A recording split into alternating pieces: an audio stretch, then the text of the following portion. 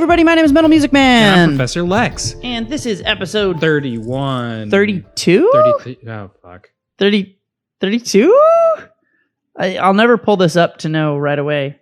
We have to always be. I think you did that 32. once. 32. Damn, 30? I am behind the times. Episode 32. Officially. Of the Metal and Lex podcast. We both knew that. We were doing a bit. We knew right away. Yeah, Yep. it was a funny comedy bit that we prepared ahead of time. We practiced. Yeah, lots of practice. See, episode 32, crazy. You can divide that by 6 or something. You can't do that, as a matter of fact. Yeah, or so I hear. So the mathematicians tell me. No one with 16? Is that the number you're thinking of? You could divide it by 16. But not. I still have my headphones on. 6. I just had the thought, why am I having a hard time hearing Alex He's so speak? quiet. He's so much quieter than usual. The answer is because I still had my headphones on while I was doing sound check stuff. So anyway, we as we have often done lately, we just made 2 pizzas. They were some pizzas, you guys. They were pizza with a capital P. Capital P and one of the Z's was capital. Oh yeah, just for style. The for second one probably little flair. Yeah, little pizzazz. So I because you guys are obviously very interested to know, I did a half bread flour, half semolina blend for this pizza dough, and it came out very chewy, very very thick compared to some of the lower gluten mixes that I've done in the past. And Will, of course, he made a sauce. He doctored a marinara. I do doctor some sauces. It was just a marinara, but I put some peppers in that Alex had some Poblano? Conglomerate peppers, various co-op peppers, assorted. Yeah, it was it was whatever. It was a little doctoring. It was fun, and a little ancho chili powder. But I don't know, man. Like the pizza also had. You were saying it was chewy, but it also was super crunch crust on the very bottom. Yeah. If you guys aren't hungry right now, you're about to be. Dude, this pizza. Anyway, check Lex's Instagram at Gales and Storms. That's me. Or my Twitter, which you already know, which is MetalMusicMan _ or something like that. MetalMusicMan _ Yeah. Check it out. There's a pizza pic. It's pretty good pizza. I'm inclined to say that was the best pizza that we've made so far. I think the first one. I think crust wise, it was definitely the best pizza. Sure. No question. I think we've had a little bit better cheeses, but the cheese was still really good. Yeah. Yeah. Yeah, because we were ranting and raving. Just make a bunch of pizzas. Last week, the pizza cheese, was the best. Yeah, make a bunch of pizzas. It's good. We make some pizzas sometimes, and then we do this podcast. Pizza podcast, penises or something. That's what we do. That's what we do. It's the 3 Ps. Everybody needs them. So you might be short on one of them. See your doctor tomorrow. We're doing our part. We're helping you out with the podcast. We're encouraging the pizza. So I don't know. I did my due diligence. Now that our PPP awareness PSA has been put out. It's October. PSA. There you go. PPP PSA. PPP PSA. There's 4, right? 4 Ps because the last one's public. Yes. But if one of them is penis. If your penis is public, then you've also got a problem. Someone will let you know. Someone will tell you. But yeah, been a pretty standard week for us. It's finally feeling fall-y. Yeah, I was going to put my sweater weather selfie on Instagram, my annual sweater weather You do have that. But I didn't shave, and I feel less attractive. I also didn't shave because you just wear a mask now, dude. It's not the mask. For me, it's easier. If I know I can put a mask on, I'm like, adult acne, I don't care about you. I'm not putting on cover up to cover that pimple up. I'm just going to wear this mask. I can't. It feels horrible to have a beard. Is this coming through on the on the microphone? It appears to be. Oh, does it? When the kids would rub my face and they're I got hairy face. When it was long, the kids would climb up out of the pool onto my face. And they would kiss me on the lips because I love kids and they love my hairy face. I want to take a pot shot at Trump because normally we do this at Biden and he deserves it. But also, did you hear Trump talking about how he wants to just kiss all of the men and all of the beautiful women? No. After he got COVID and didn't die, he wanted to make out with people. Yeah, he went back on the campaign trail. He did a rally, and he said, "I feel so good. I want to kiss all of the men and all of the beautiful women." And it's like, don't do that. get them sick and they'll with die. with your COVID. Yeah. Well, don't infect them with the COVID. He said he's not contagious. The doctors told him that he's immune, and that means he's not contagious. Well, they like made him butt chug some chlorine or something. Not the hydroxychloroquine, but whatever. just like straight chlorine. They just chlorine dude. gas. They just dumped chlorine into his butthole, and he was like, "My people tell me I have the best medicine." And he like let out a chlorine fart, and like, it's the best, all the best medicine. Everybody knows I have the best medicine. It's the best medicine in the world.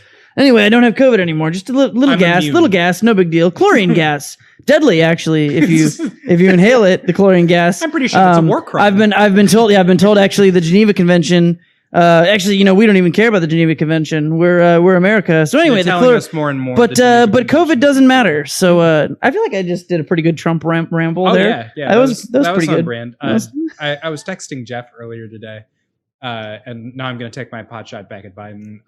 Jeff was like, "Holy shit!" I don't even know how we got onto the topic, but I wound up pretending to be Joe Biden, talking about fighting games and arcade culture. Okay. And it was chef's kiss, beautiful. Just loved it. And I couldn't tell if I was upsetting Jeff or what, because it was a little too uncanny, I feel. He was in the valley, as it were. Yeah, so sorry, Jeff. Thus ends the I know, it's a great story. It's just what you wanted to hear. The direct apology to Jeff on this podcast. Can I do the formal apology video? When do we get to apologize for something? Whenever. What is this? I don't know. Do you have something to apologize for? Not yet, or maybe. I don't know. You might. You know what I'm talking about. When YouTubers do the apology video and they look all misty-eyed into the camera. Oh, and they're yeah. like, I didn't expect anything. Everybody's so... And just the chlorine gas farts and the fucking yes, I do know. Okay. I want to be there. I want to do that. You can handle all of the recording. You have to do something horrible first, mix, though. Master. I'll get on that. Okay, you now assume wait. I haven't already done. No, wait. If you were, yeah. What would be if you were? What's my cancelable offense? Yeah, if you were Springtime for Hitler ing yourself. If you were Springtime for Hitler ing yourself. Trying to get myself canceled? Yeah, because you have some scheme. What would your go-to? I am Lex, and I'm going to convince everyone that I'm not a very nice, accepting, caring person. Okay. What would you do? I can't do anything racist. It's against my better nature. I can't do anything transphobic. It's against I'm trying to be understanding and accepting, and people wouldn't buy it. If I said something transphobic, they'd be like, "I'm sure I misunderstood him. This must be." He would never make a joke. Certainly, maybe I'm the transphobe for thinking that about him. So you would inadvertently gaslight people by being transphobic. Yeah. Okay. So instead, I'm going to accidentally, on purpose. This is the wink, wink to you and to the audience. Yes. I'm going to accidentally say incredibly insensitive things about the handicapped or the differently abled. You know who's stupid? People without legs. They're so fucking dumb. It's like, what? Did you have half your brain power in your feet, you fucking idiot? And then your feet got cut off, and now you're so dumb. You're half as smart as you were when you could walk. On account of the division of brain power. You idiot. And people are going to be like, whoa, too far. Slow down, Alex. Everyone knows it's not their fault. They didn't know their brains were in their toes. No one does. It's just biology. You can't know until it's too late. Everyone's built a little differently. It's not their fault that their genetic code distributed 40% of their brain mass into their toes. All right? They didn't choose to have brain toes. They wanted. All right? They didn't choose to have brain toes any more than they chose to get their legs cut off when that train ran over them and cut off their brain toes. It's not their fault.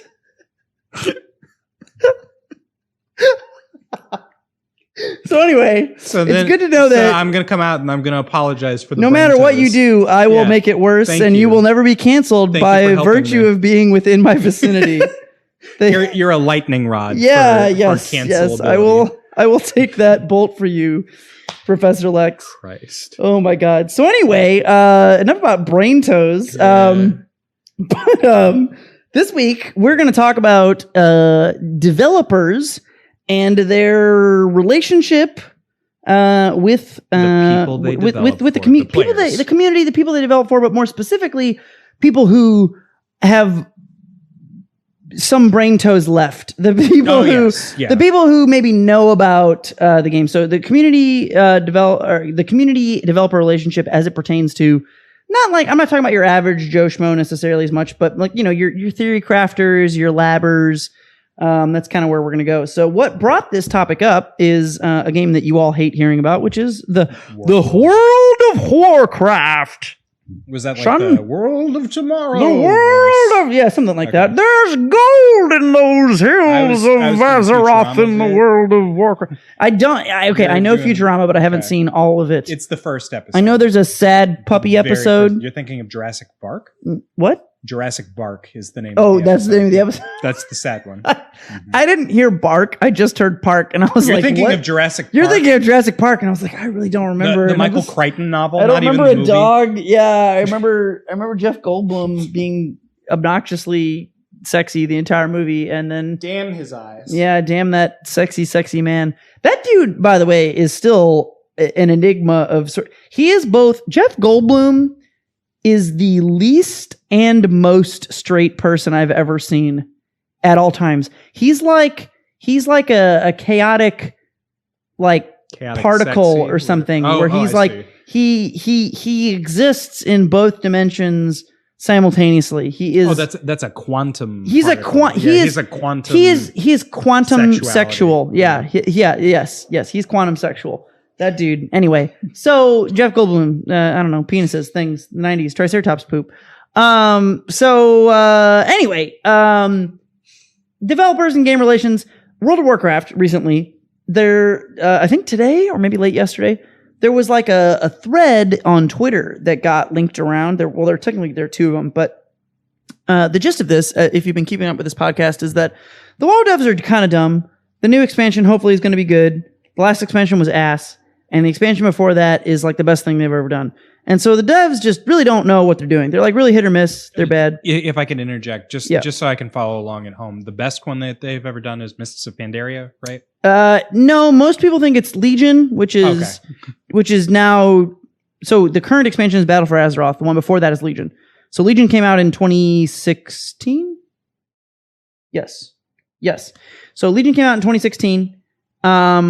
If they don't think it's Legion, they think it's Wrath of the Lich King, which is the third expansion. That's quite a bit farther back. Ancient Lycos. Yeah, for simplicity's sake, though, most people think it's Wrath of the Lich King or Legion are the best ones. The current one, BFA, everyone agrees is either the worst or the second worst. Awful. The new one supposedly is going to be pretty decent, but there's a bunch of fucking shit with it that, like, while things do seem good in X, Y, and Z way, there's other shit that just at the surface level just is like clearly like, hey, that there is awful. What the fuck? What are you? Why would you? So that's the whole thing. Yeah, we won't go into the details. The details don't matter. The point is, people say that to Blizzard. And what has kind of been at the forefront is like this entire time, everyone's like, hey, here's X, Y, and Z thing that we just think is really stupid. And Blizzard's like, all right, we hear what you're saying.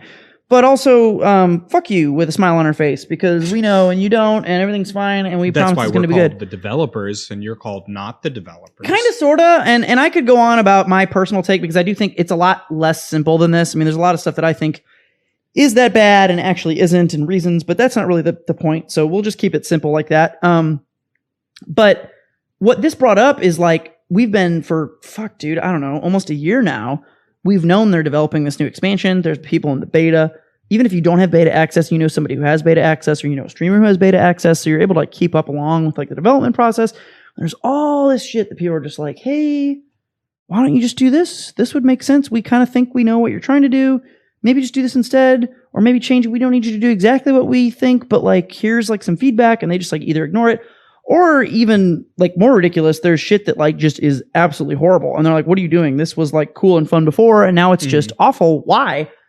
And so where I'm getting to with this fucking this Twitter thread that got linked around is that there is, okay, to start with, there's a developer for WoW.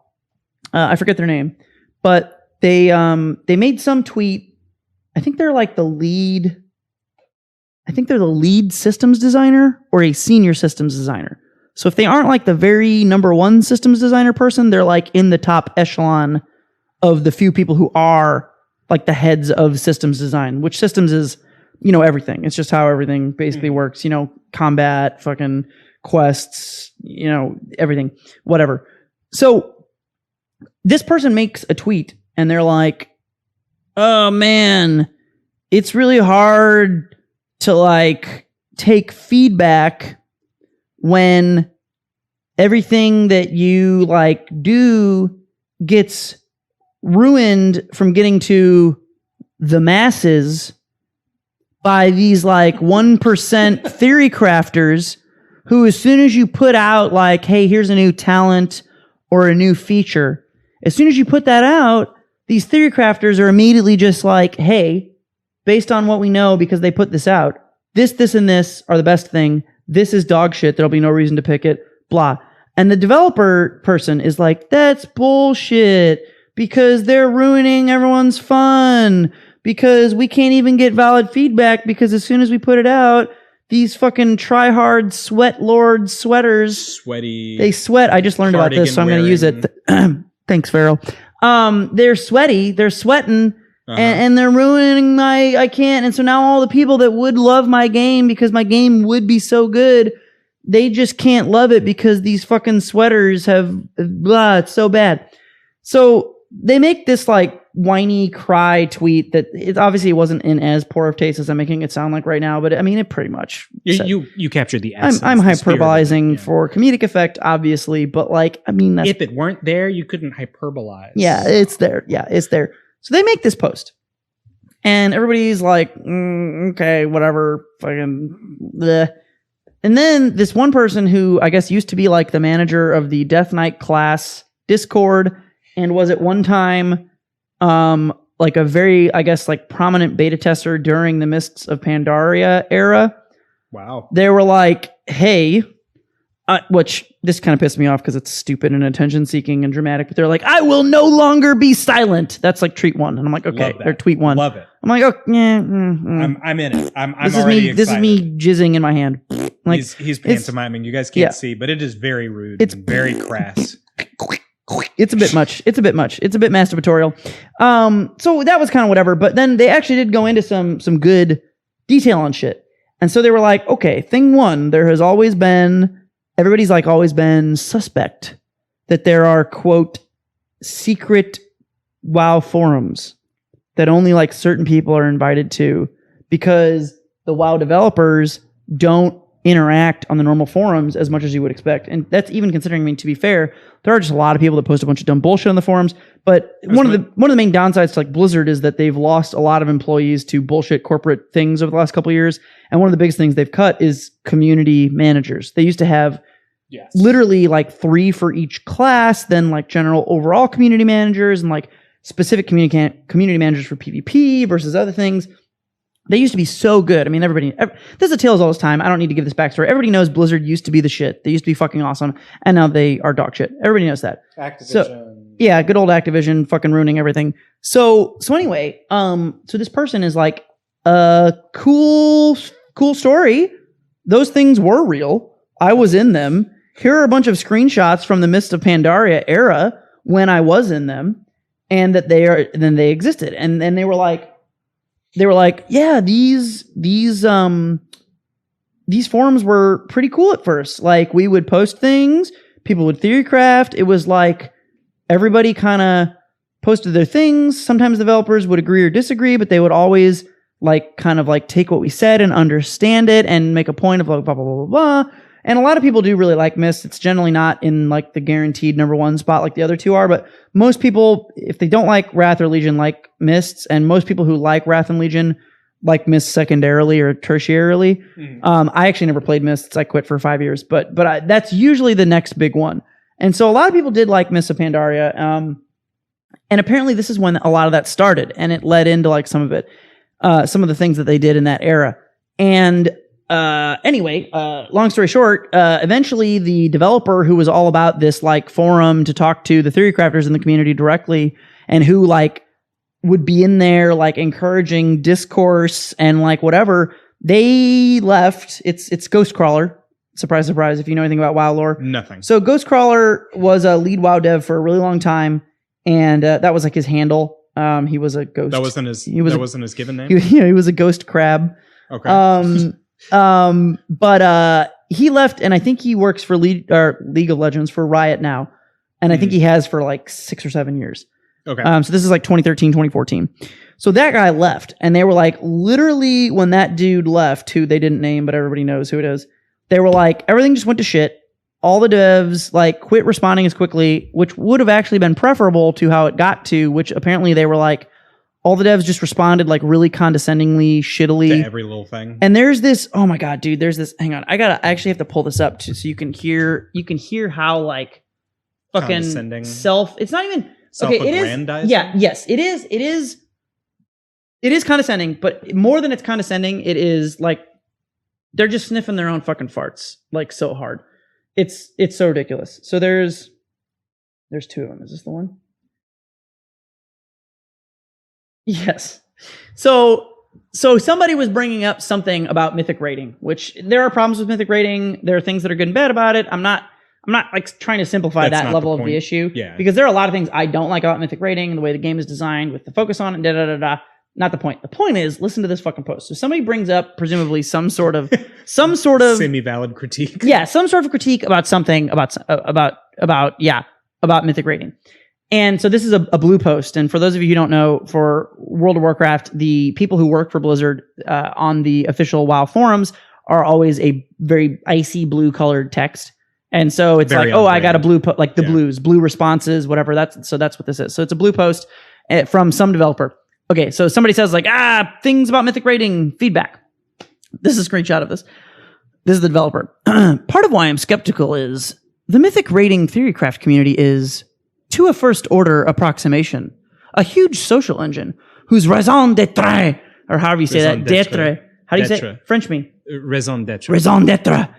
Is specifically, I'm aware of the meaning, but I don't know the pronunciation. Yeah. Whose reason for being is specifically to decide and enforce that everyone in that community uses the same talents. I don't think we could do anything with talent design that would easily change that. M-dash. There are like entire discords and websites that employ people full time, all based on the concept of telling people what talents are best and spreading the social norm that they shouldn't use the other ones. And like, this is such horseshit, because what actually happens is that they make like, okay, sometimes this is real. Sometimes this is real. I'm not going to say this is never a thing. There are times where like one talent is actually totally fine, but it's like another talent beats it by 2%, and then everyone's like, literally never use that talent. I'm not going to say this has never been a thing, but it isn't the norm of it. Like, that is a thing. Like, it's not uncommon for that to be the case, but more often than not, there are talent rows in WoW where like, they're like, okay, it's like every X levels you get a talent. So at level 15, you have a row of 3 talents to pick from. Okay, so let's say level 15. At level 15, you have a talent that lets you have 1 extra pepper on your pizza. And you're like, okay, cool. I like peppers, so I get an extra pepper. And then you have a talent that's like, you get to have extra cheese on your pizza. Ooh. And you're like, ooh, I like cheese. These are compelling choices. And then the third talent is you get to have 20 pizzas whenever the fuck you want. It sounds like I'm going to go. And you're just like, well, okay. I guess I'm just getting 20 pizzas. And so, okay, I'm almost done for those of you who hate WoW. This is the backstory. We are going to talk about other games. But so this is the kind of shit though that this developer and other developers, like, they hear feedback, and I'm not, it's not all fucking roses. I'm sure people give shitty feedback all the time, But apparently this person who's like pretty respected, I guess, enough to get this to go around, it's like saying like, no, this was just like how they became, because they're just sniffing their own fucking farts all day, right? So it happens with like talents. It's happening now. And the reason it's so relevant is because that's how everyone feels about the current expansion, is they're like trying to give feedback. They say all this shit, They don't listen. They go, oh, we're listening. Then they do some random shit. Like they change random things. I'm going to give you like one specific thing that just without hopefully boring you to death, but like one specific thing they did. This was on no one's radar. The developers had not talked about it ever. No one has ever thought this was a problem. I think I might have mentioned this previously, actually. They just made the way you get water when you drink take way more time. And everyone was like, why? Like, why'd you do that? And they're like, well, cause blah, blah, blah. And then like, you can tell the reason they did it, which is related to like dungeon pushing and the whole thing. But it's just like, why? Why would you do that when it's been this way for like 15 years? It's not a problem. There are so many other things. And they're like, no, man, we got to nerf drinking. You can't drink so fast. It's too fast. You got to slow down. You're drinking too fast. You can't take that all at one time. You got to breathe. Why? Why is this a priority? So, okay, with all of that in mind, we will nosedive in and talk about, this kind of does dovetail on our last one about how Grand Blue was, but yeah. Why are developers so stupid? Why did they just make weird choices? Dude, I think everyone is dumb, and I often end up siding with developers more than a lot of people that I know with regard to, like, they're like, oh, well, people say this and they should do that. And sometimes I'm like, yeah, but people are fucking dumb, and I don't really think it's that bad to, like, blah, and, like, do these things. But it feels like the last, 3 or 4 years, it feels like so many developers for so many different things are just... There's like, you know what? Fuck you guys. You're going to buy our fucking game anyway. We're going to do a bunch of dumb shit. And that would almost on its own it wouldn't be good, but it would be okay. But then the problem is then they turn around and they're like, woe is me. You. Well, no, but yes, but then they also complain about getting the feedback. They're like, it's so hard. You don't understand the pressure. I have a Twitter account and people tweet me about what I should do. And it's just like, okay, that's a lot of stress, but like, just fucking turn off your Twitter if you're that big of a bitch about it. Like, people are gonna give you feedback, you don't bro. Have to have a Twitter. Like, take the fucking feedback, bro. Yeah. Or if you have a problem with having your own Twitter because you can't handle it, maybe pay someone money to be a community manager, like all the people that you fired. Smart. Yeah. Like, maybe pay someone who's like good at that thing or wants to do that thing for money. So comparisons to this, like in ye olden games, we'll go with, because this speaks to Alex, and this will give you a good opportunity to jump in if you want to go over it. But there was a thing that happened during the Street Fighter 4 era, where as good as Street Fighter 4 was for a very long time, so vanilla was like very good, awesome, great but game like with some polarizing matchups, and I think that was a function of how young the game was. They didn't understand at the time that they were making it how fucking horseshit Zangief versus Sakura was. Yeah, that's true, but I think also what made it worse is just the absurdly high damage in that game. Yeah, you got hurt. I mean, anytime there's really, really high damage, it's more likely that a polar matchup's going to be worse because you just have less opportunities to read and have interactions. So yeah, vanilla, super good game. Everybody liked it for the most part, but it had crazy damage and some dumb shit. So then they released Super Street Fighter 4, and Super Street Fighter 4 is like a little bit more defensively oriented. Like, there's a lot of damage nerfs. Like, your more defensive characters are the best they were probably ever in any Street Fighter. Probably. Well, I mean, 2... Even probably better than 2, because I feel like you can die so quick in 2. You can. I guess that's another one where... They're really good in 2. I mean, 2 is... but it's up there. We're splitting hairs. Yeah, the defense was really good. Most people like Super. I thought Super was great. There's a lot of people who think Super was... I like Super. The best version of the game. A lot of people don't. I don't know that I'll go that far. But it's... A lot of people do think that. Yeah. But anyway, it was good, regardless of whether you think it was the best or not. It was good. Everybody liked what they did. An improvement. After Super, they released Arcade Edition, and this is the most controversial, generally considered worst version of Street Fighter 4. And the reason for that is because Ono, who generally everybody loves and is a cool dude and has done some good things, generally, everybody agrees with like his thoughts. He was like, okay, guys, here's an idea for you. And it's not even an idea he posed. It was like, we already did this, and now I'm telling you. He's like, so here's what we did with Arcade Edition. We decided that it's not really the worst thing to have like a strong character or a couple strong characters, because those are characters that people will either rally around or against. Yeah. And this is where I'm like, when he's saying this, I'm like, okay. I don't even disagree with that. Yeah. But like, how much are we talking? And then he describes, and I'll never forget this, he described character balance in Arcade Edition, AE, as the cool kids call it. He described it as a spiky ball. And he was like, there'll be some characters that are like out and they're at the tip of the spike and they're really good. And then a little bit in on the spike, when you go down in the V, there's other characters that are there. And he was like, you know, and that'll be like, it'll be kind of balanced because some characters won't be as good, but they'll fight against the people who are on the tip of the spike. And I'm like, okay, again, I get the concept and I don't even really disagree with it, but if he had said like a cogwheel, sure, that would have made more sense, but instead he's describing a sea urchin? yes. So like a cogwheel is like, yeah, someone's a little higher, someone's a little lower. That's okay. Yeah. But he literally said spiky ball. And spoiler alert, history lesson, it was a spiky fucking ball, bro. And so one of the things that people said that cracked me up it's just so indicative of not having customer feedback is one of the first things that got kicked around like Reddit and Twitter when that came out was, well, that's cool, but like, what if your character's in one of the rivets of the spiky ball? Oh, then you get fucked. That feels awful. So, long story short, E Honda got fucked in Arcade Edition. E Honda may or may not have been the best character in Super. He may or may not have deserved nerfs from Super into Arcade Edition. He didn't. I'm biased. He deserved nerfs. He was definitely not the best, but he was the best he's ever been, and he was absurdly good. Yes, all true things. Yeah. And then, okay, so I mained Honda in Super. I learned how to jab hands during Super. I thought I was going to be an Ibuki main for the first like 2 months that the game was out. I was in the top 25 Ibukis in the North American PS3 server. So holler at your boy. That's pretty hot.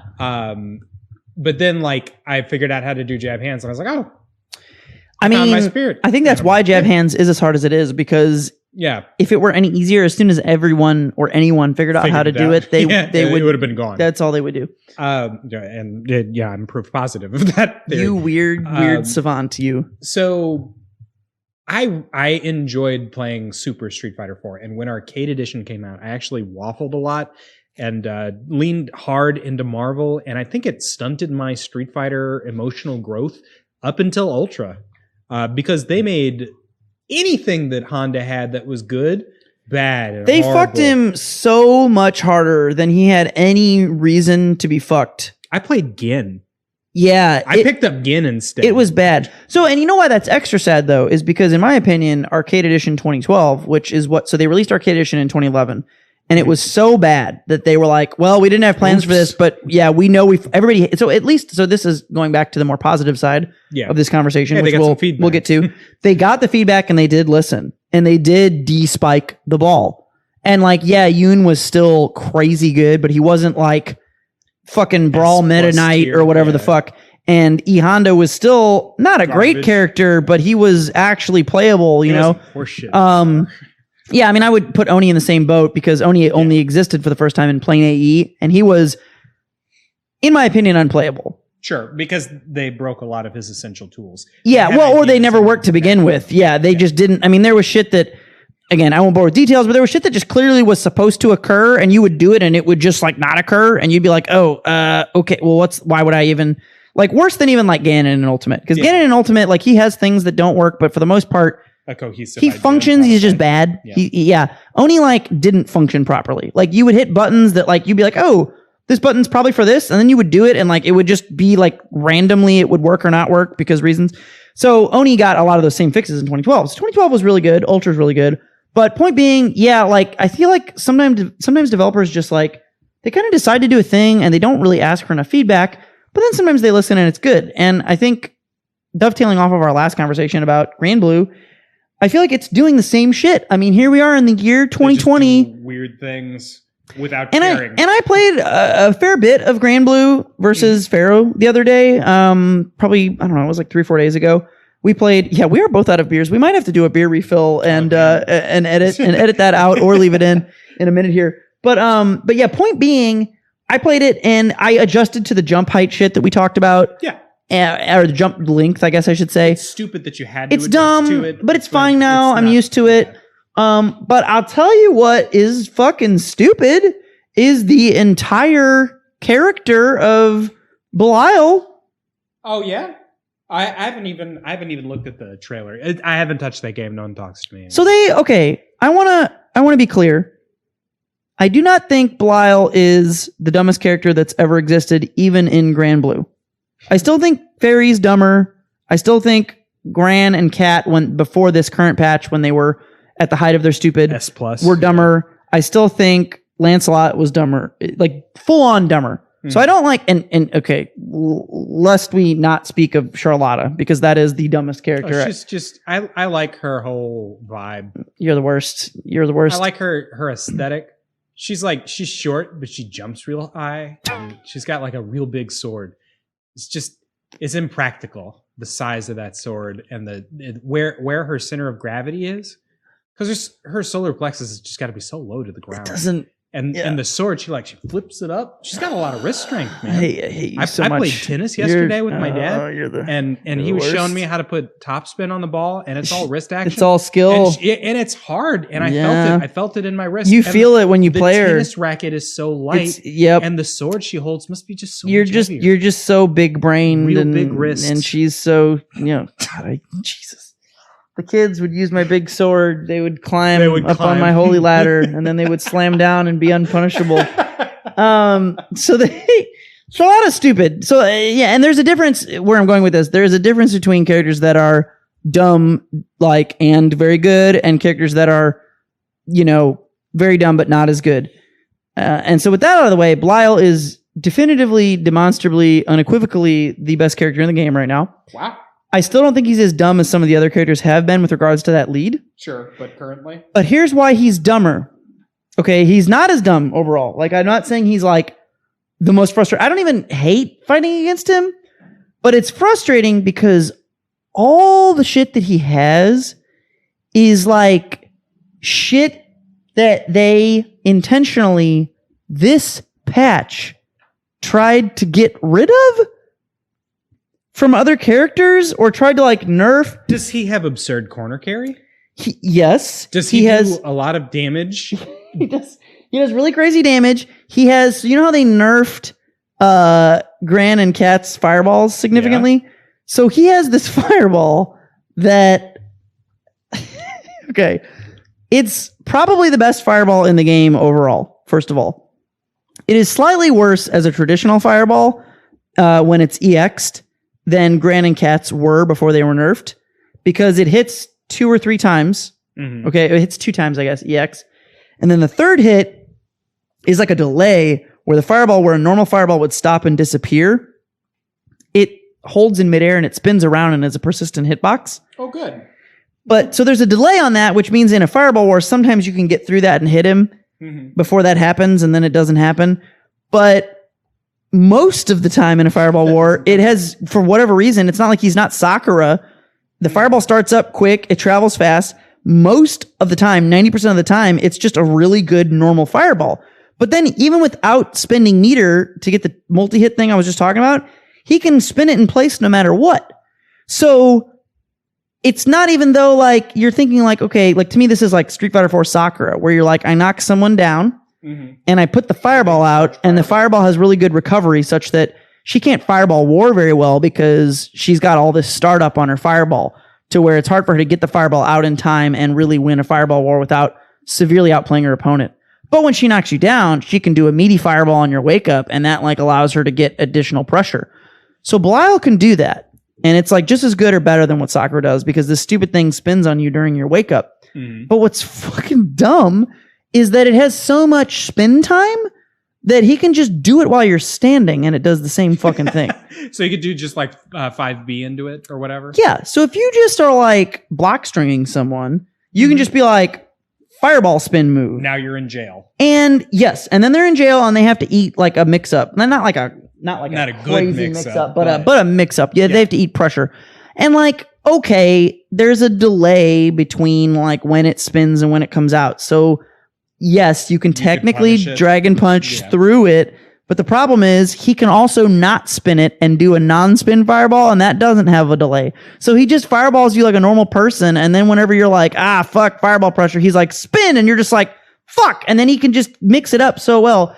He also has the dumbest fucking head hop bullshit move. Head hop.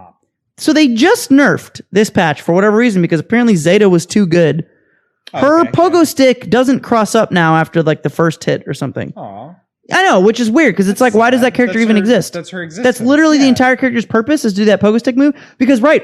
Yeah. Because she has a bullshit ambiguous pogo cross up, she doesn't get a lot of other things. her fireball is weird or bad. And it's good, but it's bad for the most part. It has uses. It's not really a fireball. It's sort of like an anti-fireball that like doesn't really work to maintain pressure, but does work to kind of stuff it and allow you to walk, which is kind of the point. Her DP is a DP that isn't a DP because it's a counter stance. Exactly. That goes into a DP. She gives up so much to get that cool thing. Blyle, anytime he wants, every time he jumps, he can just do this thing where he stomps on your head, and then when he does the stomp, it slows him down so slow that if I try and okay, now I am directly calling out Pharaoh for being a fucking baddie right now in this. I hope you're listening. A baddie. Okay. As long as you Pharaoh, it's weird because he's so good at neutral and smart play as like Cloud and Smash. And then I will play him in fucking fighting games, specifically Grand Blue, because that's what we've played the most. And it probably took Pharaoh fucking 2 months to stop fucking jumping at me and giving me 50% damage combos as Beelzebub. Okay? Like, he would just be like, fuck, you're always ready. I'm like, yep, I'm always going to be ready. And I'm not bullshitting you. Like, I'm not saying never jump because that's obviously stupid, but like, you really need to like find a way to like beat me without jumping. You're just giving me half your health bar for free, you know? He finally does that. He starts like doing well. And I'm like, yeah, Bubs his ass. I fucking knew it. Like, whatever, fine. But, you know, sometimes he still would jump. This fucking character, dude, I've played Pharaoh in 2 long sets. He jumps and he does the head stomp. He's not even anywhere near me, but he just head stomps because why the fuck not? And it has so much delay that I can't even hit him with my anti-air. And then he whiff punishes my anti-air. The anti-air? When he lands, which again, in and of itself, it's like, okay, fine. But you don't give that move to a character with the best fireball in the game. Or if you do, you make him like a Kuma and he has no health and he dies instantly. None of those things are true. He just has all of them. Did I mention he can also do the stomp lower on my head, and then it's a 50-50 mix-up left-right after I block it. Wow. And a high-low mix-up still because it's just a jump in general. Mix-up. Wow. What the fuck is this character? He also has the dumbest parry I've ever seen in my entire life. Wow.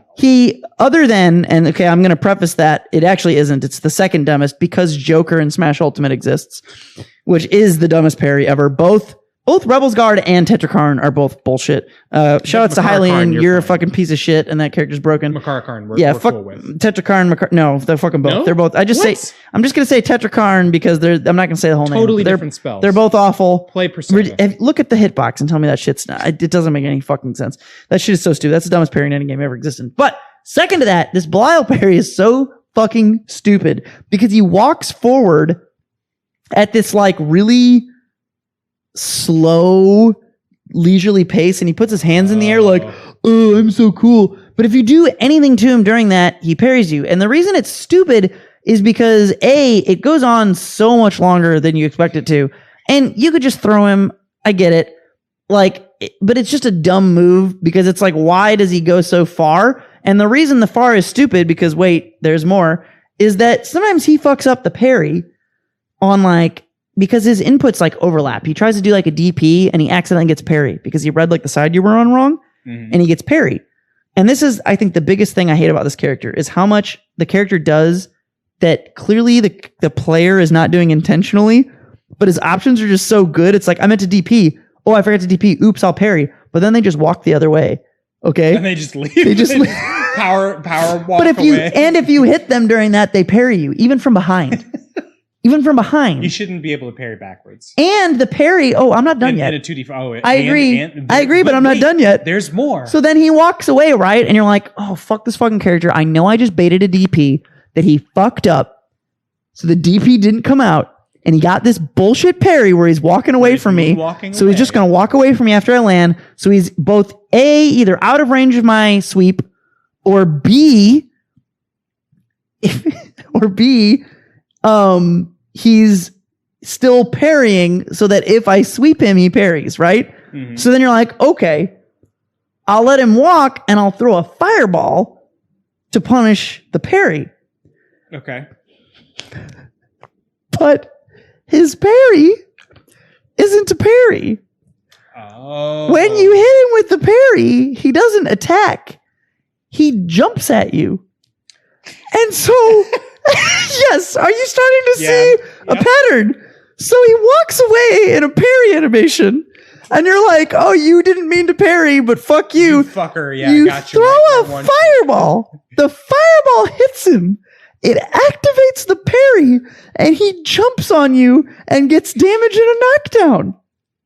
so that you get another mix-up. It is so stupid. Like, and so I just don't understand why they just deleted all this. It's like he has every single dumb thing that they were like, this is clearly, oh, I forgot. The other one is he has a crouching medium kick that hits low, which no one else has other than Vasaraga. Okay. Or crouching medium button, excuse me. Yeah. I don't think anyone other than Vasaraga has that. Correct me if I'm wrong. Maybe like Ladiva, I'm not sure. Maybe Ladiva. There's like most characters, if you do crouching medium in Grand Blue, it is not a low. Only crouching, and that's why they're good buttons. Yeah, only crouching light and crouching hard are lows. Typically, crouching medium is not a low. There's like 2 or 3 characters at most. So, not only is his crouching medium kick a low, but it slides him forward. And then you're like, oh, it slides him forward. Okay, well, at least if it slides him forward, I can like block it. And since it's a slide, I can punish. You can punish it, yeah. It's meaty plus. What? Oh, meaty plus. Okay. And it's like neutral normally or some shit. So like -1. So if he knocks you down, he does a meaty crouching medium, which either hits low in combos or he still gets to do block pressure off of into a spinny fireball in place. You're always in jail. It's just Gran was more OP, Cat was more OP, but they made sense and just had good hitboxes. You were just like, oh, they're just really good characters. As opposed to this character is like, who allowed you? Approved this? He just has everything. So anyway, I got a little derailed describing that, but the gist of it is developers are idiots. They're idiots. I'd like to make a counterexample of one of my favorite developer interactions. Unfortunately, the developer that I'm talking about tragically died, or at least all respect for him died. We're talking about Skullgirls. There's an Evo. It was like the first time that Skullgirls was at Evo, and I don't think it was ever a main game, but the important part is it was there. Yeah. It was there, and people played it, and the developer was there doing commentary. And of course, if you know him, you're familiar with he used to be an MVC2 player. He played are you gonna not name? I already said Mike Z. Oh, did you? It's okay, him. I'm sorry, Michael, I missed it. The okay. accursed Zymo. Okay, excuse me. Okay. I'm a little bit pissed about Indivisible right now. Just as an aside, the other game that the developers of Skullgirls made, Indivisible, was supposed to have like 6 guest characters or whatever, and all of the animations and everything for them was done, but they never implemented them into the game. And now it's just fucked. Yeah, now you just don't get to have those. That things. sucks. All those goals that we raised money for. Anyway, I didn't raise them. I paid anyway. There was not a glitch, but sort of an exploit. So the way that Skullgirls works is that all of the buttons, anytime you hit someone with a move, it has a fixed amount of hits done. It doesn't matter if it's the first time you've used it in a combo. It doesn't matter if it's the 3,000th time you've used it in the combo. And it doesn't matter, like light attacks in other games have hits done deteriorate faster than heavy attacks. In Marvel, for example, you'll be able to put more H's into a combo, which is why hypergrav loops work. Then you will be able to do stand lights with Magneto, or in general. Because hits done deterioration. Because of hits done deterioration. There's no hits done deterioration. If you can, it has a set amount of hits done. If you hit them with the move, it will always combo. The restriction is, so that everything isn't an infinite, they implemented the infinite prevention system, the IPS. Combos can be broken into strings, which is part of why Skullgirls is so accessible. You do a launcher, and then you do, like, a lot of characters have like a jump loop where they do like jump, jab, strong, fierce, land, jump, jab, strong, fierce would work. But if you do a string that starts with jump, jab twice, then that's illegal. You've broken the law, and the opponent can burst. That's the entire point of Skullgirls in a nutshell. So you do your long extended combo. You started a string with jump jab, then you started a string with jump strong, and then jump fierce. And like, you've done all of the stuff. You've abided by the rules. That should be the end of your combo, right? If you were, say, Valentine, then you could end your combo with a super. And if you had Painwheel as your second slot, you could do her install super, right? So now Painwheel's out. In the very first version of the game, if Painwheel was out at that point, she had not started a string with Jump Jab. So she could do that. So all of the rules that applied... It was like per character, not per string. Exactly. So that became the game. You'd get one hit and then you'd kill. And because you'd keep swapping every time you got to the rule break point? Okay. Yeah, exactly. So Mike C was doing commentary, and he said, I hate that this is what the game is, but this is what the game is, and they're playing it perfectly. This is beautiful what is happening right now. And all of the neutral boiled down to like who got this hit, and it wasn't the game that he had intended when he made it, but it was the game that it was at EVO on the main stage in the grand finals at that exact moment in time. Yep. And he was like, I'm getting the feedback that I want from the players, from watching them do this and from talking to them. I know what I need to do to change the game. And eventually they added the Undizzy. So there's a little bar that fills up the longer your combo is, so that at a certain point, even if you didn't break any rules, the combo is still illegal. Mm-hmm. And that system wouldn't have come to pass if he hadn't gotten the appropriate feedback. And that, like, way later on, he was like, even then, that's not good enough. Because, like, you can just crank the Undizzy bar up, do a reset, and then start a string, and then do a reset on that one string, and you get, like, crazy damage. Mm-hmm. He changed it so that, like, when your Undizzy bar is full, when you have made your combo as long as it is, you get bad damage on your next combo until the Undizzy bar goes back down. Oh, it like scales even though it's a new combo? Yes. It like saves the scale state more or less? Exactly. So that you have to do like a burst fade reset. Yeah. Or like give them back off. Or you have to make them burst as opposed to actually resetting them. Yep. Which is what you love. Take that fucking smirk off. Stop I'm enjoying yourself. Stop enjoying yourself so much, you filthy Skullgirls player. So what happened was he was like, hey, the big band Cerebella Excelabella thing, which played on that exploit of the Undizzy being full but still getting good damage. He was like, do we want to fix it, community? He asked, he pulled the community. He's like, should I fix it? I know what I'll do. Here's what I'll do. Do you want me to do it? And they said yes, so he did. That's sick. Like, it is. And it's like, dude, like I said, I want to give developers a bone because, like, I do understand that, like, people are stupid, mob mentality is stupid, but, like, there's a point where you're just fucking sniffing your own farts so fucking much, dude, where you're like, oh, I've designed this thing that's so pure and perfect, and the only reason it's a problem is these elitist fucking sweat lords, and they're just preventing the world from seeing this beautiful game, and all of the normal people would have so much fun with. And it's like, holy shit, dude, like, maybe get the fuck off your fucking rocker for a second. Like, and you don't need I don't want you to placate like everything always. I mean, there's that Magic developer who talks about balance, and like that, I forget his name, but he's like renowned for like good balance or whatever the fuck. And one of the things in his like weird balance TED talk that he does that always gets kicked around is like, quote, players are excellent at identifying problems and horrible at devising solutions, end quote. And like, I don't disagree. No. Okay. This is the guy who does Magic the Gathering, Magic the Gathering balance. And I don't generally disagree with that. That's not to say like, I mean, nothing is guaranteed. There are certainly times players have had excellent ideas for things. Elegant. But like the problem is like when the developers get so far into this narrative that like the players are out to get them, and it's like, maybe we shit on everything you do because we like it, Blizzard. Well, no, yes, but that's not what I was going. Yes, what you're saying, yeah. Yes, that's true. But also maybe it's because we have like been yelling feedback at you for years, and you've routinely not even ignored. Okay, ignoring feedback is like when you ask Capcom not to put in another Shoto, and Capcom is like, "Fuck you." Here's evil Ryu and Oni. We'll give you 2 Shotos, okay? And then everybody like complains about it, but ultimately, I think almost everyone in the world who knows anything about that game thinks at some degree Oni and Evil Ryu are both fucking Pretty cool. Yeah. Some of the coolest characters in the game.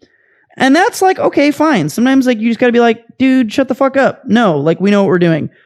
But fuck, dude, after I think that's the problem is like X amount of repeated failures when they're still doubling down. And you're just like, okay, like, do you just want us to like, do you want us to quit playing? Like, what do you, I don't. Do you hate me? Like, why are you you speaking and then, French to and then me? I think when it ultimately like fully just falls out and the bottom is just gone is then when the developer is just constantly lamenting, not lamenting, sorry, lambasting the fan base. Yeah. For like, they're just like, oh, well, you just you're so elitist. You looked at this talent, you figured out the best one, and you didn't even use the other one. It's like, dude, one talent lets me get extra cheese. The other talent lets me call down a meteor from the sky.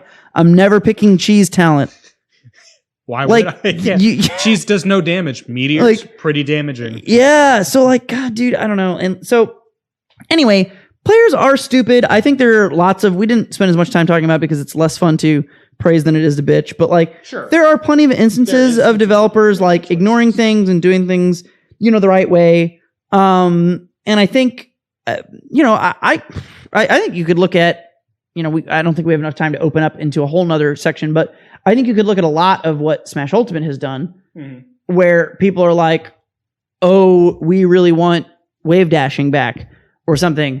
I personally I do miss wave dashing. I think it has uses. And I think it's cool, but I think the current Ultimate dash system, I'm not saying it's like every bit as good as wave dashing and it's perfect. I don't think that. But I do think it ultimately accomplishes the same idea as wave dashing while being much more accessible without feeling shitty. But yeah. And that's a huge win in my opinion. I don't know that I think there's any way that wave dashing will ever be accessible.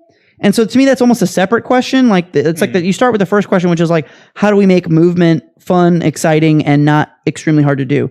And if that was the question they were trying to answer and the community wanted wave dashing, I think they made the correct answer with the way the dash system is in Smash Ultimate. I think there can be a separate question of should wave dashing be better than it is presently as well. But I think like compared to like Melee or Brawl dash dancing, it just feels so much more natural. I mean, I remember picking up Smash Ultimate like day one and being like, this is the best feeling game I've ever like played right away. Best feeling Smash or best feeling like... No, just period. I don't think I've ever picked up a game like I did when I first picked Smash Ultimate up and just been like, oh my God, like everything. Because I feel like there's always an awkward phase where you're learning your footing, where you're learning how to play the game. Yeah, dude, and Smash Ultimate just felt it had all the right combinations of like nostalgia and old feel with like, oh, here's a new thing that behaves differently, but gosh, the way that behaves sure is intuitive. Like, you know what I mean? Like it just does. So I don't know. I guess at the end of the day, it's like I know it's really hard to be a developer, but like it feels like a lot of them just don't listen though, dude. At all. Am I crazy? No, I don't think you're crazy. I think that a lot of that has to do with like the mathematical factual process that a lot of this stuff goes through. Because when you as a developer, as a bright individual who developed this game that a lot of people care enough to be angry at you about, when you sat there and you solved the equation, you solved for X, you didn't anticipate a turtle. Conclusion. Yeah, like you didn't. I thought this was math. Why is there a turtle here? Yeah, what are they doing? You had no idea, and it's the age that we live in, and it's the accessibility of information, and it's Twitter, and it's Discord, and it's all of these things that make it just so much easier to crack a game open. Oh yeah, because like you sat there and I've seen your math. I saw what you were thinking. I see the process that you used to get to the conclusion that you clearly made, thinking that it was a good choice. But someone else did math better, faster, and stronger than you and did. And it turns out you're offering them cheese. They don't have any. They don't have any humble pie, though, dude.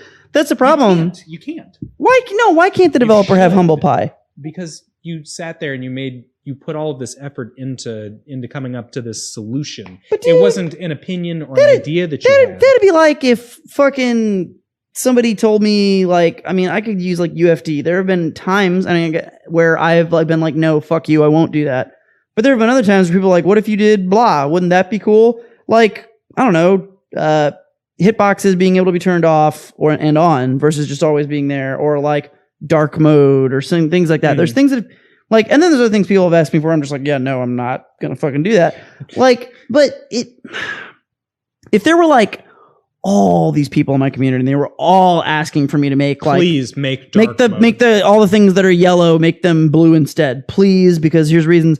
Like at the end of the day, it's like you better have some like good reasoning that isn't just like bitching about the fact that people want it to be blue and they should be thankful that it's yellow. Like, yeah, that I think that's the gravest sin. We pay for your shit, bro. Like committing. Yeah, because like it's one thing to say this is a stylistic choice that I made. It's another thing to say I disagree with the thing that you said. I understand your math, and I don't want that to be the case. And it's a third thing to say fuck you, prick. Yeah, yes, yeah. That's the like weird entitlement of it is the part that is the worst. And that's like going back to Blizzard and just shitting more on Blizzard is like when it was like a couple years ago when they fucking announced the fucking mobile Diablo game at BlizzCon. Did you got phones, like, don't you? No, don't you guys have phones? I don't understand. Why aren't you excited? Like, holy shit. Like, wow, I've never been so angry at you. I mean, yeah. Like, how are you that big of a douchebag? How is that possible? Yeah, it's pretty bad. Like, how could you possibly not? There's a different way to say. No, but even how could he not see the difference? How did anyone in that room get disconnected enough to think that's the kind of developer fuck ups I'm talking about? How was there ever a board meeting where people sat around a table and they're like, you know what? I think if we have no Diablo news whatsoever, on the heels of Diablo 3, the worst received game we've made probably ever, that is the most disappointing, horrible sequel to one of the best, most beloved games of all time. What if we don't announce anything about Diablo at all, other than the fact that we're making a mobile game at our big PC gaming thing of the year? I'm sure that'll go over well. Everyone will be excited. They do have phones, don't they? Yeah, sure, they have phones. Everybody loves phones. Great idea. Ship it. How? How the fuck was there not... I don't even mean one person in the room. How are there not 10 people in the room going, whoa, no. I'm not trying to get shot. How? Yeah. How fucking gone does the culture of a developer's like office environment and their day-to-day, how removed does it have to be from reality to get to the point where they're like, hey guys, we know you hated Street Fighter V, and so we're announcing Street Fighter Samsung Mobile Edition. It's 5, but on a phone. And you're going to love it. Like, or else. How? I just don't understand it.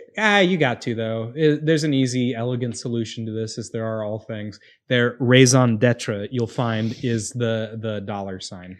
They said it'll literally print money. Even if they're mad about it, even if they hate you for it, it'll print money.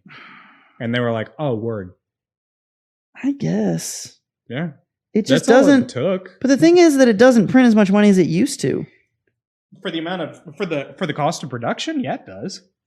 I don't think it does. Mobile games are mobile. Yeah, okay. Okay, shit, you're right. Yeah. But yeah, I'm thinking about like you're right. I was thinking about WoW because like WoW used to have so many more subscriptions. Yeah. There used to be like I don't know 12 million people subscribed for $15 a month. That's insane. And now there's like probably 5 million or 5 guys. Yeah, dude, I don't play WoW. They got some burgers and shakes. Yeah, there's probably like 5 million. Nobody knows. They quit giving that info because it's so bad. And it's just like, how do you not just do what you did before? Just be good. I don't know. Anyway, I'm spent on this topic. That was all my immediate thoughts. I don't know if you have any other ones to add. Have you told the Combo Fiend story? You want to talk about the two-faced duality of Combo Fiend? Because you've got a great story, and I've got an anger inside of me. Oh, I thought we were done, but you're right. Okay, hang on. We have to get a beer for this story. Oh, yeah? This is going to be a long one. Yeah, in 1 second. All right. Boom, boom. All right, we're going back into this. Oh, okay, kids. We are back. We are white Russianed up, and I thought we were done with this podcast, but we're not. This is bonus round. Okay. Lightning round. I got to tell you guys a lot about Combo Fiend. I got to tell you guys. Okay. I got to tell you guys a lot of things. So, okay. Let me start with the fact that Combo Fiend played Oni, and I played Oni. Yeah, Peter Combo Fiend Rosas. And he was like a top player, well-known, California, fucking whatever. Yeah, whatever Street Fighter person. I mean, he's good. He played at a, national, international world level in multiple games. One of the most famous, renowned, decorated fighting game players of all time. Also a super nice, cool dude. So when I was like at the height of my Street Fighter 4 Oni-ness, I went to Evo. When you had the most clout. Yeah, when I had the most clout. I like went to Evo. This is when I specifically like the Reddit clout was really high for me from like all the tutorials and streams and different things. I had a lot of internet clout for Street Fighter. So I met Combo Fiend at Evo. I went to like several Evos, probably like, I don't know, 5 or 6 or some shit for Street Fighter 4. And I met him like at the first one. And the first part of the story that's like super embarrassing and weird is I went and I talked to him and we talked about some things. And then I was like, dude, can I just give you a hug? I just want to hug you.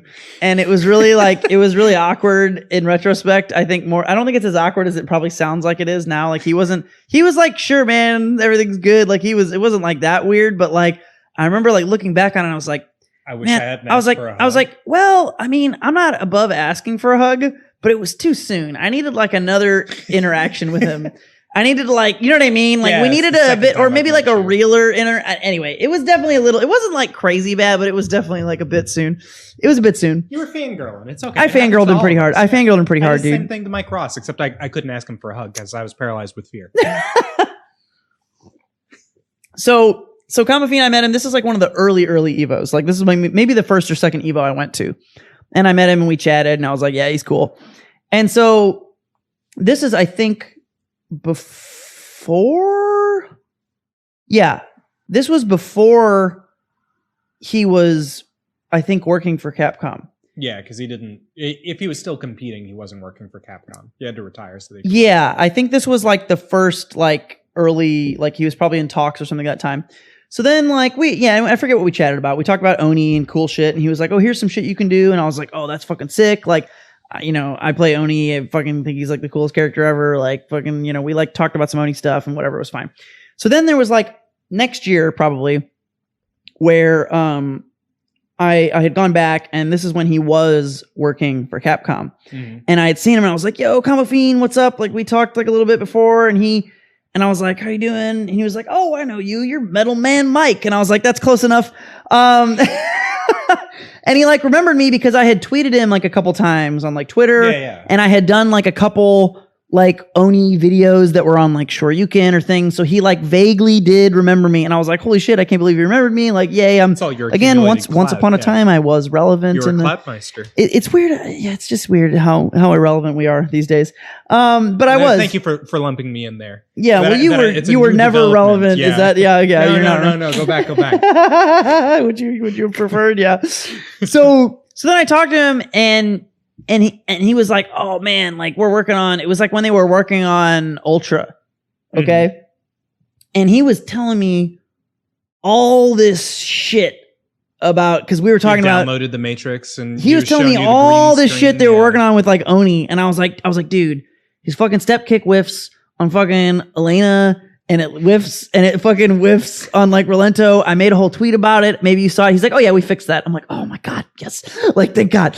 Like, he's like, yeah, he's like, I knew, like, whatever. And I'm like, okay, thank God. So like they fixed like that. And then, he was like, and I was like, oh, what else have you done? Have you done this thing? Have you done this thing? And I was like, can I like tweet some of this? And he's like, oh yeah, man, whatever. Like say some words. So I started doing this like real news feed thing on my Twitter, and I got like you live tweeted your interview. I remember my ex was kind of like, I don't want to say pissed because that's like misrepresenting it, but she was definitely a bit like annoyed and disappointed with me because we usually in between all the Street Fighter stuff we went out and like we got a bunch of food and drinks and like did shit, and I was just on my phone the entire time. I was really like, she'd be like, oh yeah, so things about my mom and life and world and work, and I'd be like, oh my God, some fucking top player in Japan retweeted me. This has like 5,000 retweets. What the fuck is happening? Like it was just was like, it wasn't even 5,000 because Twitter was like smaller then. It was like fucking only like 20 people had 300 or fucking 1,000 or some shit. I don't even know.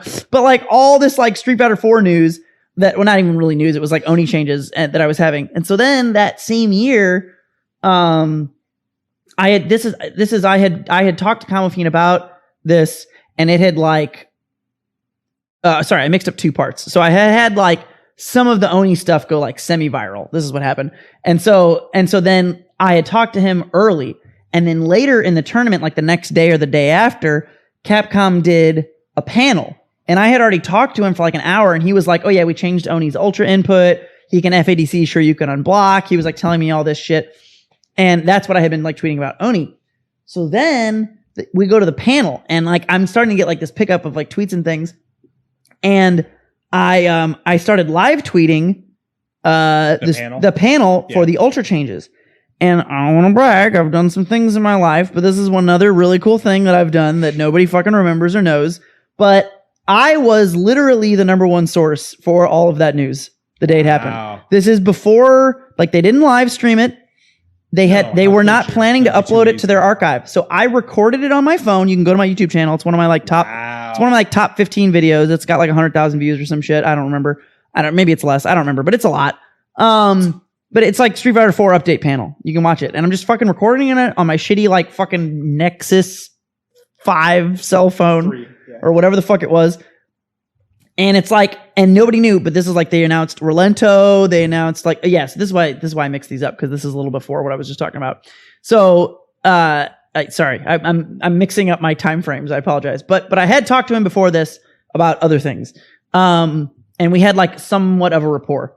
So then they start doing this panel, and I'm like recording it and like skip to the future, spoilers ahead. But like I said, Event Hub, Shoryuken, Reddit, everybody like picked up that video. And then in addition to the video, after I recorded the initial intro where they talked about like where they first showed the video of the characters and that they were all coming out and did their presentation, they then went through like individual balance changes, and I live tweeted those. So it was like Vega, crouch light punch, plus 2 more on block or whatever the fuck.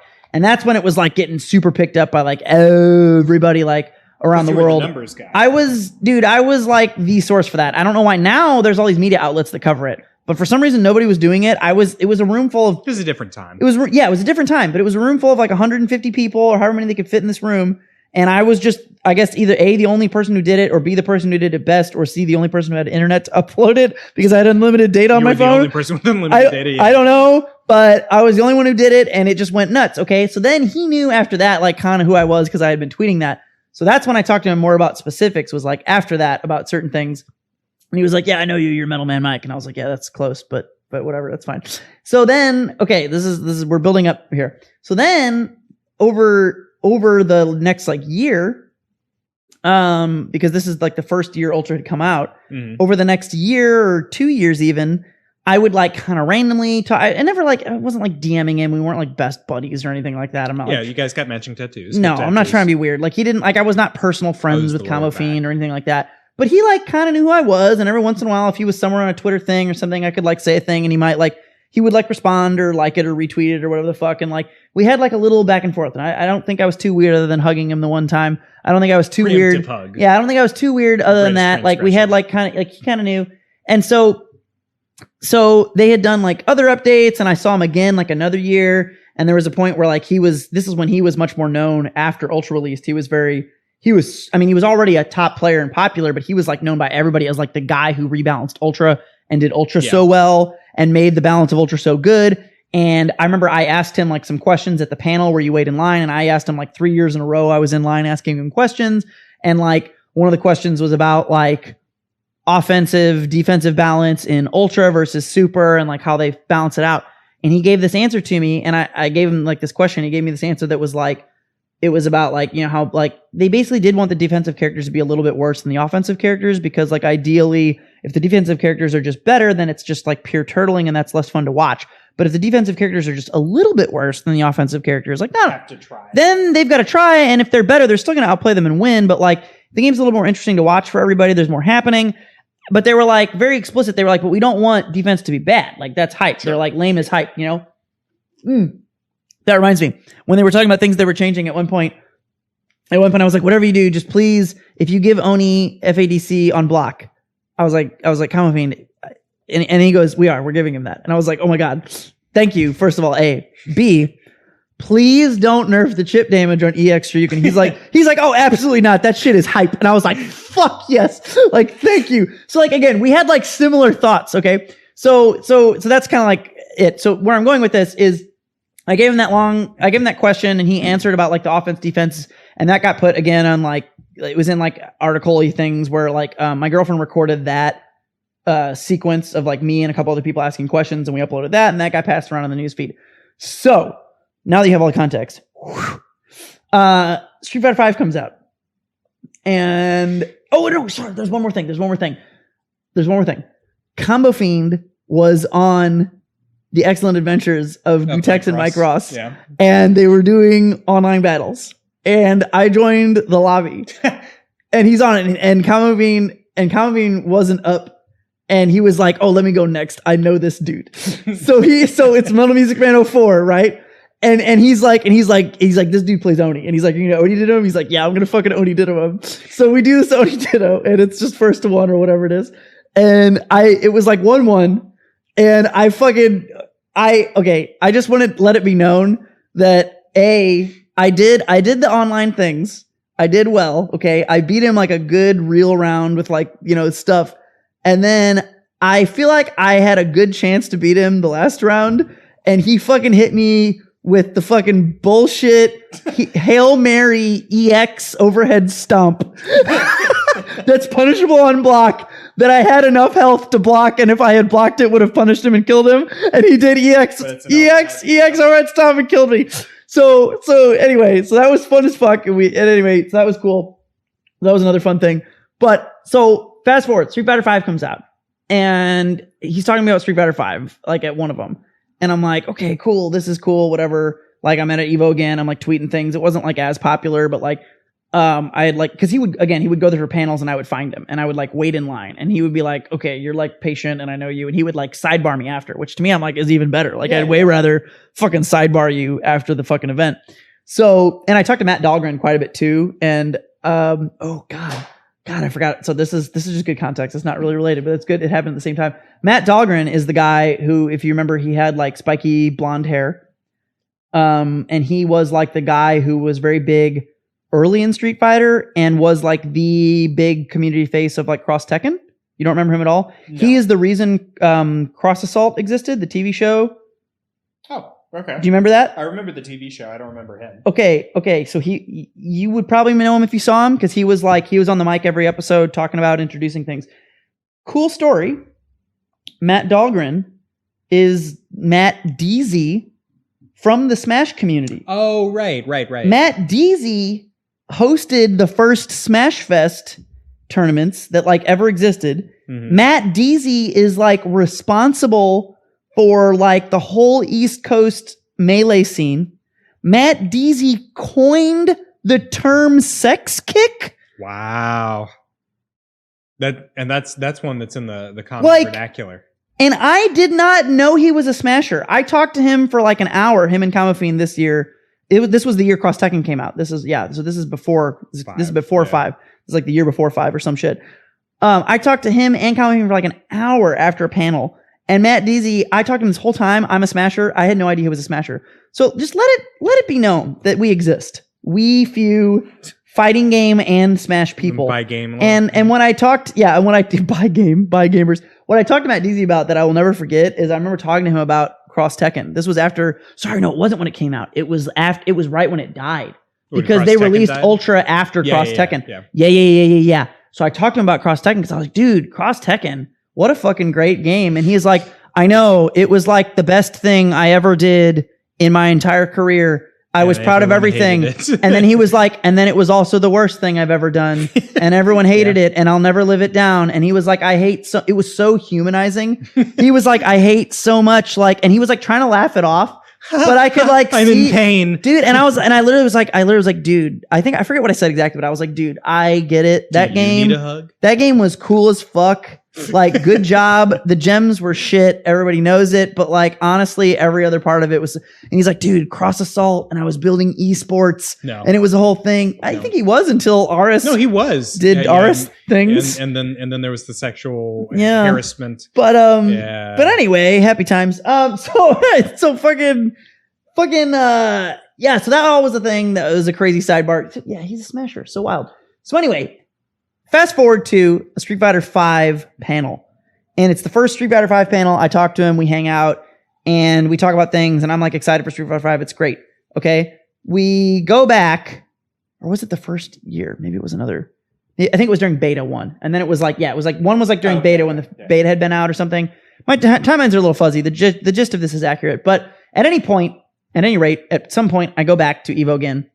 And Street Fighter V is bad. Everybody hate 5. 5 bad game. And I went up in the line and I was like, I'm going to be respectful. I'm not going to hate him. And I know he had seen my tweets because I know he had seen it before. And I had been tweeting some shit that was just like, why? Why is this, the fucking... Why did you ruin the game? The air flip reset, awarding the person who got hit with a media advantage over the person who hit them with the air to air. All that shit, I was just like, this is so stupid, like tweeting about it. I know he had seen it. He probably was like, fuck you, Metal Man Mike. Yeah. Fuck you, Metal Man Mike. I don't know. And so I was like, I'm not going to be a dick. I don't want to be a dick, but like, I'm just going to ask him, like, I'm like, what is the best question I can ask him that lets him answer it how he wants to answer, but still lets me kind of like try and get him to like the point that that I want, or lets me try and get what I want to hear out of him. And he was like, I asked him, I was like, are you guys happy with, like, I was like, I've talked to you before about the balance of like offense and defense. Because I had talked to him about that specifically, and he had a good answer for it for 4. And I was like, are you happy with that? Are you happy with like anti-airs versus combos versus, like, how do you feel about it? Are you living a good life? He was basically like, and I don't know, I can't tell how much of it is what he actually thought versus how much of it is that he wasn't as involved and he had to sell the corporate soup. I have to imagine a lot. Some of it is him covering his ass because he did quit pretty soon after that. A lot of Capcom people did. Yeah. I mean, but I don't know. I don't actually know. I have no idea. But he gave me just this disappointing, like, oh yeah, we're happy with this blah, and like and I was just like, and I didn't push it. I think in retrospect I played it pretty well, but I was just like, thank you for your time. And like, we didn't really talk after that one. He didn't pull you aside? He wasn't like, hey man, I'm so happy to see you. Thank you for your thought-provoking questions. Yeah. And I was just like, dude, this game. And that was always like the most depressing thing about 5 is like it's an overused term at this point, but the gaslighting nature of it. Yeah. Oh, you're. What do you mean? This game isn't. You love this game. You love Street Fighter. It's not how you're. It is. Those things aren't a thing. They come down to the last and that was just so depressing to like see someone who had all these fantastic. God, this is a perfect topic for this. Thank you for bringing it up because this very much is. It's the whole thing. Developer-player relations. We had this. Oh God, yeah, and like the sort of betrayal of it. Do you remember his response about Marvel Infinite? Everyone was real bummed about. Yeah. Okay. So Marvel 3. Not as well as you, but I do not. I played Magneto and X-23 and Iron Man, and Iron Man made the cut because there was for the next game, Marvel Infinite. There was some issues. They wanted to use the game essentially to pimp out the characters that were going to show up in the Marvel Cinematic Universe, which makes sense. And Marvel did not have the movie rights for the X-Men. Still, I understand it's not their fault that they couldn't put Magneto in the game. And there's so many ways that you could say, I'm not going to put Magneto in the game because I'm not allowed to. But what came out of Combo Fiend's mouth instead was that Magneto's just like a function, man. No one is like. It doesn't matter who he is or what he is. It's just kind of like what he does. People just want that tri-dash Magneto function, and that function exists in Marvel Infinite. Nova's got a tri-dash. Yeah. He's the Magneto function of the game.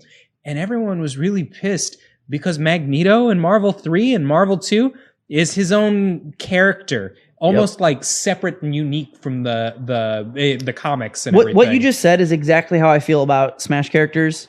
Like when people are like, "Oh, Ganon" or whatever, I feel the same way. Like I am attached to the character. I want to play Magneto in the game as they are, not not Ganon from Legend of Zelda. Ganon in Smash. Yeah. So that's a real thing. I will actually, don't jump across the table and kill me. I will back him up a smidge though, because I do think that is actually objectively true. But the difference is, you don't say it out loud? Well, you can, but not like that. you right. That's where I agree with you. It's like you can, like if he had just prefaced it with like, we can't put him in the game, but we tried to put the essence in Magneto. Yeah, we can't put him in the game. I agree. I would have loved to see Magneto in the game, but we think that if you like Magneto, you'll like these characters because they have kind of a similar function. Would have been perfect. But just being like, you don't need Magneto? Look, I know that is horseshit. I know what you want, and what you want isn't Magneto. You want the Magneto. That is Stop fucking gaslighting me, combo textbook example of like how what you're saying ends up mattering like more. Yeah, because people do want Magneto at the end of the day. If you tell me I can't have Ganondorf, that's okay, but don't tell me I don't want Ganondorf and I never want Ganondorf. You want big forward smash sword button. Yeah, Ike is in this game. The Ganondorf function exists in Ike. So it's like it was almost close, but like so that's I don't know. And it's so hard to know. Like I mean, Combo Fiend was always a cool dude. You know, he never did anything horrible. He just gaslighted me about Street Fighter V, like everyone at Capcom did. Like it's not just him; it's not special. I mean, honestly, I don't think the influencers got enough shit about Street Fighter V. Oh, you mean fucking Filipino Champ and Filipino Champ always shit on it. Good on him. Okay. This is some carryover from Marvel Infinite when he did his freak out when they announced Jeddah. Still mad at him about resetting my controls. So this is just a lot of mixed and that's separate. I mean, him being a douche is one thing, but like I remember, like it was like Justin Wong, Alex Valle, all these people were like, "Oh man, Valle. Great thing." And then like I went to fucking Combo Breaker or Evo or wherever and like walked around and they were all just like pissed and shitting on it. Evo, yeah. In real life, it was Evo. Game fucking sucks. It was that Evo where I asked Combo Fiend Combo Breaker yet. Yeah. Pneumonia. Lol. So yeah, it's just like the gaslighting of it was so bad, but it's like when the developer's doing that. I mean, it's bad when anybody does it, but the problem is like, as soon as the developer does that, and then it becomes clear that that's what the developer is doing. That's what they were thinking. The erosion of trust between the developer and the community is like almost irreparable at that point because how do we ever like? It's going to take it's like anything else. It's like if you fucking fuck somebody's grandma. And then you okay, you'll stay together, but there's going to be like a weird year where all I can think about every time I fuck you is your grandma's sweet ass. You know what I mean? Like that's a very relatable thing you've said. Yes, I understand implicitly the words that you're saying. If I had a nickel. But that's hard. Like it's hard to build that back. I think that even circles back on the nature of the sin of your friend from the forum who spoke French to condescend. It's not so much the fact that he was disagreeing with them, and it's not even the fact that he was being so arrogant about it. It was the erosion of trust from the clear lack of respect. Yep. Yeah, he didn't respect them enough not to talk French and sound highfalutin, full of his own shit. Yes. Yeah. You need that. I think that's the takeaway for this whole thing. Yeah, you need the dialogue because like at some point you're gonna need that feedback. Like you could be an ace developer and hitting fucking home runs all the fucking time. But eventually you're going to fuck up and you're going to need some feedback. And it's like, I don't think you should suck your fans' dicks. I'm not saying that, but like you should at least consider the things like what they're saying. And if you arrive at a different conclusion, you should probably just give them like a write up about it at least. Like, or tell them you arrived at a different conclusion and here's why. Yeah, like in a write-up, for instance. No. I mean, like, you don't have to write an essay. You can just tell them, I don't agree with you. I see what you mean. Yeah. So, I don't know, man. It's hard. I think developers are, like, super strapped right now because, well, at least Blizzard especially, but, I mean, honestly, Capcom's probably the same. They seem to have always been the same, where they do this, like, weird shoestring budget. It's like how all of the models in Street Fighter V are made by a different fucking person. They're all outsourced because they don't have enough money. And it's like, I know that makes your job harder, but like maybe don't assume you have made the most perfect thing of all time if the thing you made is Street Fighter V. Yeah, no, you're right. Like if the thing you made is Diablo 2, fucking flate yourself all day. Don't leave the house. Just suck your dick all day. But like if the thing you made is Diablo 3, maybe shut the fuck up.